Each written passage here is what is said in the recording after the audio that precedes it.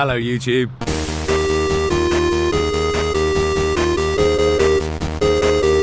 So here I am in Geordieland. This is Whitley Bay, or rather we're about to get to Whitley Bay, the actual bay. At the moment we're in a town called Whitley Bay. It's in the north of England, it's full of northern people. And I'm here to do drone school, which is super fun so far. I'm having to learn how to legally and commercially fly a drone. And I have a brand new drone because I donated that one to Mike in Spain. So now I have a brand new DJI Phantom 4 with no bends or kinks or bangs or bumps in it at all. So in order to use a drone commercially in the UK and in Europe and in the world, I think mostly, you have to have an unmanned aerial pilot's license. So that's what I'm doing at drone school. It's like 1,500 quid and it's gonna mean that I'm legal to fly a drone, essentially. So once I've completed this course in 3 days, which is mostly like sitting around talking about the law, then I'll be able to go and do my practical test, which is basically a flight test. Take this out in a field, meet an instructor, you pay them. But the whole thing, you know, it's quite expensive and it's a bit of a ball ache, but it means I'll be able to actually go and do commercial work. So it's good.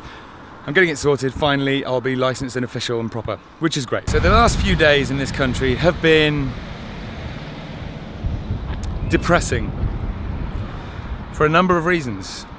I'm not going to bore you with everything I know about the referendum, which frankly, you could have written everything I know about the EU about 6 weeks ago on the back of a stamp and knew next to nothing.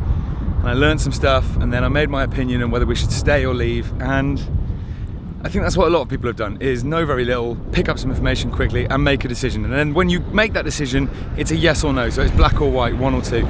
You make one or two choices. And that has polarized the nation.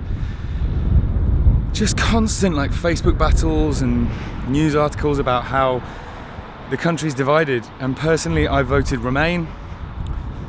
I don't want to be like super vocal about why I voted Remain, except that I thought it was the best thing for the country. I felt like it was, and I feel like it is. And I feel like I've never felt so middle class in all my life. I feel like I'm clearly now defined, like I'm looked at as the middle class, and I've started to see what I'm looked at and what the people who made the same choices as me look like to the working class. I don't know who this benefits. I feel like it's just a cynical power grab on Boris Johnson's part, because it was the best way for him to get as much attention as possible, as quickly as possible, and now he looks very much like he's going to be new Prime Minister. The government should have made this decision and taken it out of our hands, because it's become, instead of a decision which we thought about and made intelligently, it's become fraught. It's become a vicious, cynical weapon. It's become a weapon that we can beat each other around the head with. I've had a lot of arguments with people on Facebook in the last few days, really. Like, it's boiled down to, I think it's pretty obviously divisible by class. People that I've called names to, you know, out of anger and an emotional reaction to something that's happened to our country, out of me feeling furious at the way I feel that the people who made the Leave vote have been manipulated by the elitists, the Etonian set, the Bullingdon Club. And it all seems like a cynical power grab. It seems like no one really has a plan. It seems like a big, old, stupid boys club where they just get to manipulate each other for power and try and manipulate the system for power. And where's the ideology? Where's the actual ideology? Like, the give us our country back is such a bloated, pointless narrative. But anyway, I've started to see it from the other people's point of view, and not that I agree with them, but I empathise with them, and I think that's super important. I feel like I can see from their point of view. If you were disillusioned, disenfranchised, and you felt like you'd been left behind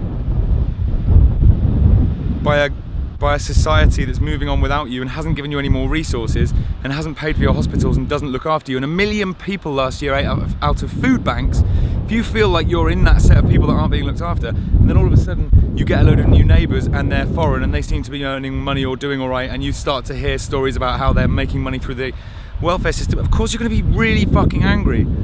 I understand that narrative makes me angry as well, but my point is that that whole narrative is woven as a conspiracy of fear by the right wing.